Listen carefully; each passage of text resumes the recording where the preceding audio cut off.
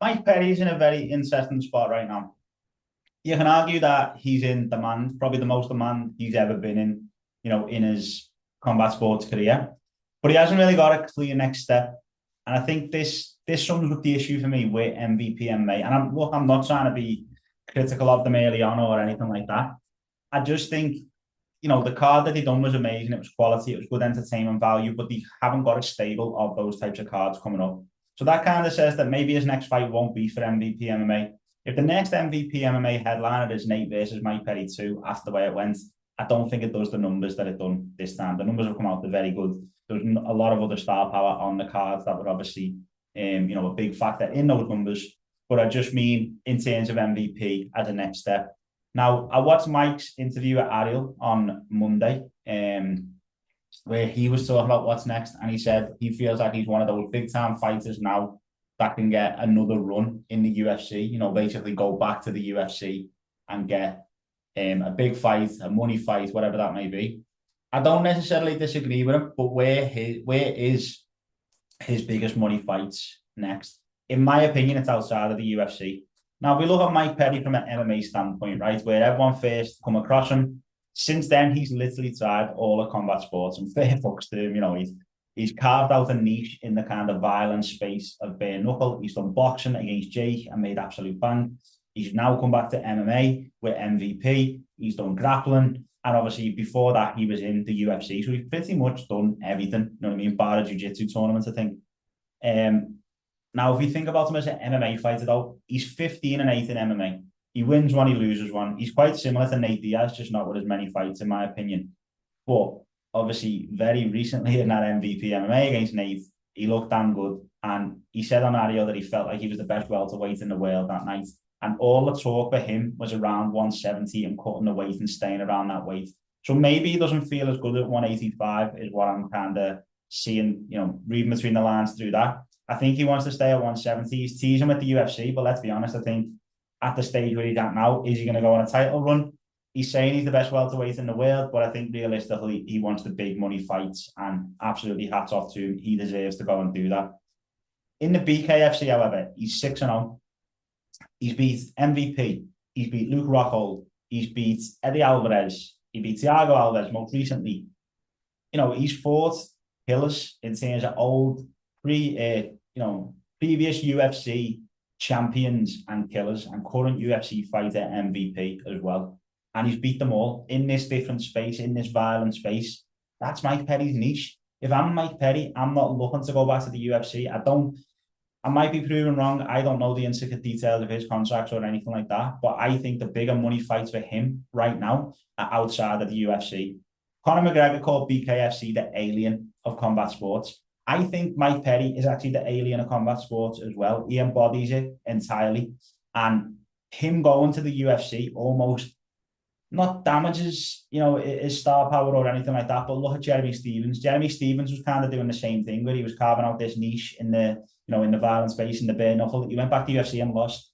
He then, I can't remember if he fought recently or he's fighting soon. Forgive me if I'm wrong on that. There's a lot of fights going on. But it kind of took away from that, after career burn outside of the UFC for Jeremy Stephens, in my opinion. I think Mike Perry runs the risk of doing that. What is next for him? He's just come off the big win against Nate. If he does go back to the UFC, who is it that's there? There's one massive star at 170, Conor. Conor's fighting Max. Does Conor versus Mike Perry make sense in the UFC? Probably not. Because if you're talking about MMA achievements, Mike Perry is nowhere near on the same level as Conor McGregor. If you're talking about star power, Mike Perry is nowhere near on the same level as Conor McGregor. He said on Ariel's show, he hasn't got a need for 99% of the people right now. Mike Perry, I'm talking about. Conor hasn't got a need for Mike Perry when it comes to the UFC. However, Conor versus Mike Perry in BKFC, where Conor owns the promotion, he gets out of his UFC contract after the 2 fights and he's a free agent. That makes a whole lot more sense. And I think there's more money on the line. For Mike, I'm talking about here. With Conor, I'm not so sure. Again, we don't know about his UFC contract or whatever that may be. Outside of Conor in the UFC, who's big at 170? You've got Masvidal hinting at coming back. Masvidal versus Mike Perry. Does that move the needle? Does Mike Perry win? He probably does beat Masvidal at this stage, to be fair. It's probably a bit of a violent fight, but is that an absolute headliner of a card, the way if Mike Perry fights for another organization, he's going to be the headline main event. Nate rematch in the UFC is probably the only one for me that piques my interest a little bit, but we've just seen it in MVP and it didn't go Nate's way at all. So that kind of diminished that star, if you will. Same with the Conor Nate fight. I feel like Nate's performance really kind of shit on that parade a little bit when it comes to actually making that fight. Outside of that in the UFC, you know, you're talking ranked opponents, you're talking top 10, top 15. There's probably a few he can beat in the top 15. Rematch with Daniel Rodriguez. Daniel Rodriguez beat him last time. Does Mike beat him this time? Who knows? Because where's Daniel been? He's been in jail. Mike's been doing a million other things.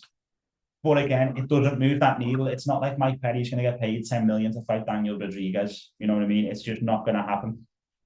When you're moving then into the top 10, I don't think personally beats anybody in there. You know, there's a lot of killers at 170. Top 5 in particular. You know, Islam, Ian Gary, Shavkat, JDM. I've seen people throwing that one around. I think JDM will punch Mike Perry's head in. To tell you the truth, I think skill wise, there's a big big birth there. I think Mike Perry is better going down this violent niche, staying in it, staying in the BKFC, potentially trying his hand at boxing at 170 even, you know, seeing where that kind of falls. We actually fought Jake at like 200 pounds or something like that. So where is his next fight going to be?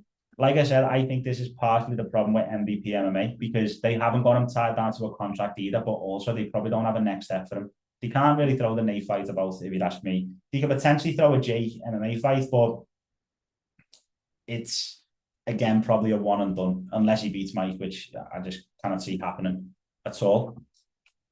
If Mike Perry is looking for fun fights that get him the most money, I think there's only one place for him, and I think it's the BKFC. I think he should stay in there and fight anyone and whoever. Now, you might be saying, well, who's he going to fight? There's a massive, massive fight in the BKFC now, if Darren Till. If Darren Till even gets beat by Aaron G. Shaw, then obviously probably rain on the parade a little bit. Can't see that happening. But let's say Darren gets through that fight, makes a massive fight with Mike Perry at the tail end of this year. You could put that in the UK, you could put that in America, you could put that wherever you wanted, and that would do big numbers. That's a big headlining show. That is a big star power show that can definitely put bums in seats, put money into pay-per-view pockets, and make a big splash for the pair of them. And I would like to see that fight. I would have liked to have seen the fight in boxing, to be honest, before BKFC, but maybe they can do some kind of, you know, 2-fight deal under someone's umbrella or something like that. Darren's got Guerrilla Promotions, you know, Mike Perry's got Platinum. It is a very interesting time for him. I would be very surprised if his next fight is in the UFC. Like I said, I think it should be in BKFC. If it is in the UFC, fair play, but I actually think that almost diminishes, you know, his pay packet, his star power. He should stick to the avenue that he knows.